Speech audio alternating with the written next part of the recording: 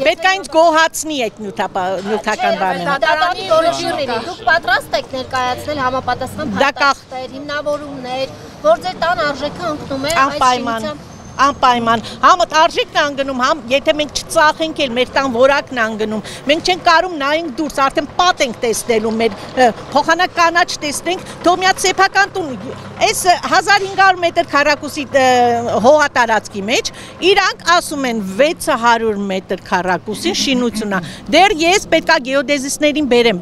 ես պետքա բաներ անեմ, չափումներ անեմ, տեսնեմ սրանք տեղավորվում են իրանց գրածի մեջ, թե չէ։ Այդ ամենի հաշվի առնելով ինչ եք տուն ուզում։ Որովհետև կարող է ես ծախեմ իմ տունը, որովհետև իմ տունը ընկնում է գերից։ Ամեն մի տուն ես, բայց այդ քո ինչ գործն է, որովհետև իմ տունը, այո, լսի իմ տունը, ամեն երկու հատ տուն ես, գիտես